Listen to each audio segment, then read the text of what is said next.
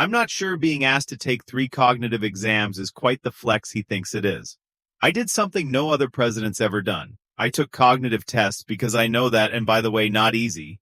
Not easy? Oh, well, tell us about the questions you answered. There are moments when a boast is so enormous that the only thing it needs is a little daylight. And this was one of those moments, because the second those words left Donald Trump's mouth, something shifted. Not in the White House, not in Washington, but in the minds of millions of people watching. They heard it. That strange desperation hiding underneath the confidence. The kind of confidence that sounds less like certainty, and more like somebody begging the room to believe them. Donald Trump has spent years treating intelligence like a campaign slogan, but when reportedly leaned into the idea of a 180 IQ, Jimmy Kimmel saw exactly where the joke was hiding. Not in the number itself, because honestly, the number was already ridiculous enough. No. The joke was in the panic behind it.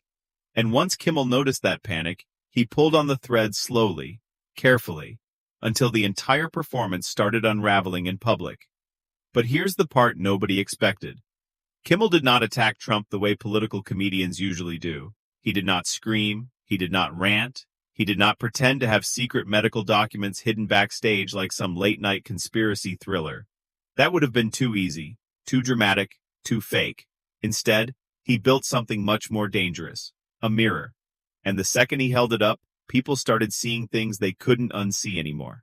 Stay with this, because what happened next completely changed the energy in the room. Kimmel introduced what he called Trump's failed cognitive test. But it wasn't a real medical exam. That wasn't the point. The entire thing was satire. A public scorecard built entirely from Trump's own words, behavior, speeches, contradictions, detours, and bizarre moments of self-certification.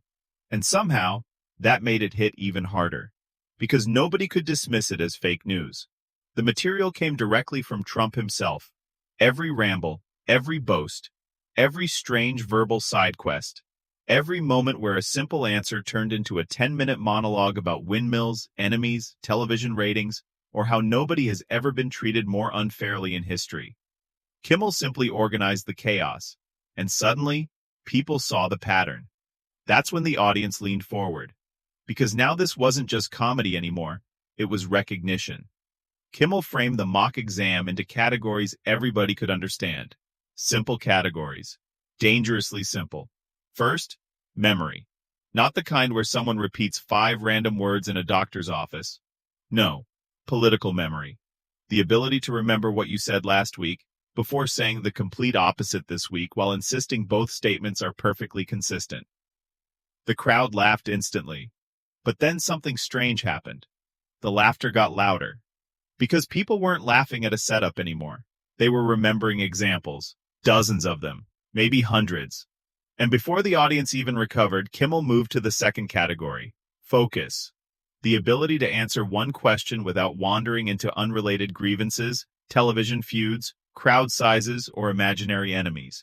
And suddenly the room exploded, because everybody knew exactly what he meant. Everyone had seen it happen. A reporter asks about healthcare. And somehow, 30 seconds later, the conversation becomes about sharks, batteries, golf, or somebody on cable television who said something mean 3 years ago. It was funny, but it was also uncomfortable, because the joke worked too well, and Kimmel knew it. That's why he paused, right there, just long enough for the audience to connect the dots themselves. That silence? That was the real punchline. Then came the third category, judgment. And this one landed differently, the ability to recognize when a serious moment requires seriousness instead of performance. The ability to stop turning every issue into a show about yourself. The ability to understand that leadership is not measured by volume. And suddenly the audience wasn't just laughing anymore, they were thinking. Because underneath the comedy was a question nobody could escape. What if the problem was never intelligence? What if the problem was temperament? That changed everything. Because now the conversation moved beyond IQ scores and test results. Now it was about behavior, pattern, instinct. The things cameras capture when somebody stops controlling the performance. And that's exactly where Kimmel tightened the trap. See, the 180 IQ claim sounded impressive at first. Huge, powerful, almost superhuman.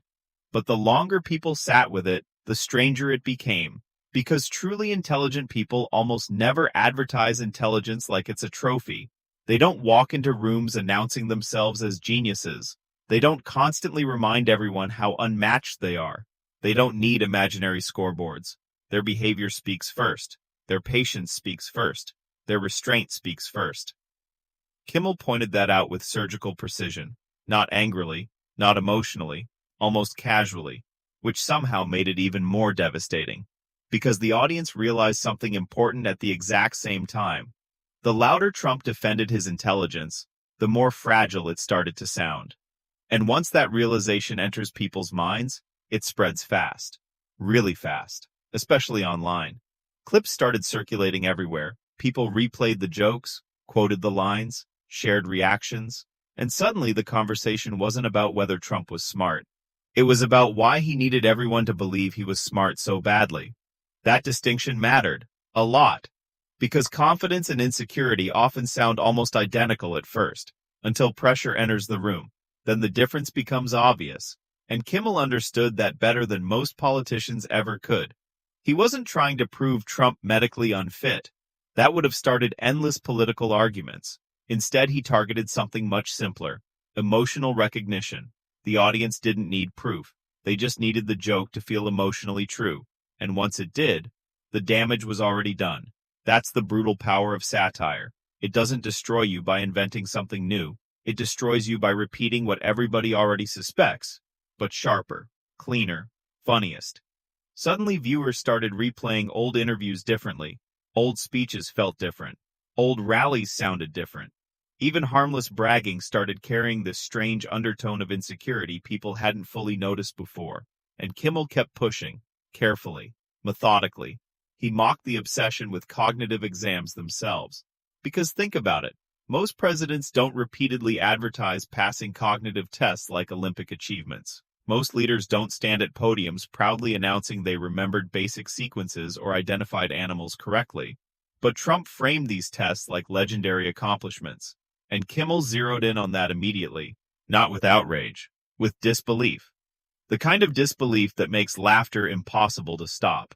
Because the audience realized the contradiction all at once. A man claiming historic genius, celebrating entry-level cognitive validation like it was a Nobel Prize. That gap between the image and the reality, that's where the comedy became lethal. And older Americans especially felt it, deeply, because they've seen this personality type before. The loud boss who mistakes confidence for wisdom. The salesman who talks endlessly so nobody notices the missing substance. The guy who dominates every room because silence would expose too much. They recognized it instantly. And that recognition gave the segment emotional weight far beyond politics. This wasn't just about Trump anymore. It became about performance itself. About how modern culture rewards certainty even when certainty makes no sense. About how repeating something loudly enough can temporarily make people stop questioning it. But only temporarily. Because eventually somebody asks the dangerous question. The simple question. The question Kimmel quietly placed at the center of the entire segment. If the genius is real, why does it constantly need defending? And that question hung over everything. Every boast suddenly sounded different afterward. Every exaggerated claim carried new tension. Because once audiences sense insecurity behind confidence, they start watching differently. Tiny moments become huge. Small reactions become revealing. And Trump reactions to criticism only fueled it further. Because every angry response strengthened Kimmel's point without Kimmel needing to say another word. That was the genius of the setup. The more Trump rejected the joke, the more emotionally believable the joke became. It was a perfect loop, a trap with no clean exit. Ignore the segment? People assume it landed. Attack the segment? People assume it hurt. Laugh it off? That risks admitting the whole thing was funny. Every option carried damage, and Kimmel knew it. You could feel it. The audience could feel it too. That's why the energy kept building throughout the segment instead of fading. Because viewers sensed they weren't just watching comedy. They were watching a public image crack under its own weight. Bit by bit. Line by line. Until finally Kimmel delivered the quietest blow of all. He pointed out that intelligence is not measured by how loudly someone calls themselves intelligent. It's measured by how they behave under pressure, how they respond to criticism, how they handle complexity, how they explain difficult problems without making everything about themselves. And suddenly the room went quieter than before, because beneath all the laughter was an uncomfortable realization. Maybe the issue was never whether Trump could pass a cognitive test. Maybe the issue was why passing one became such a central part of the performance in the first place. That hit hard, really hard, because the audience finally understood the true punchline. The failure wasn't a medical result. The failure was needing the validation so publicly. The failure was believing the word genius could erase every contradiction, every ramble, every defensive reaction, every moment where confidence looked suspiciously close to panic. Trump spent years building a brand around being intellectually untouchable. Kimmel answered with one imaginary test, and somehow, that tiny fake scorecard made the entire myth wobble in front of millions of people. Not because it proved anything medically, but because it exposed something emotionally, something human, something impossible to completely hide once seen. And in the end, the 180 IQ number stopped mattering entirely, because viewers walked away thinking about one much smaller question instead. One devastatingly simple question. If he is truly so brilliant, why does he always sound like he's trying to convince himself first? And that question stayed hanging in the air long after the laughter ended. Not as a joke, but as the quiet measurement of the entire performance itself.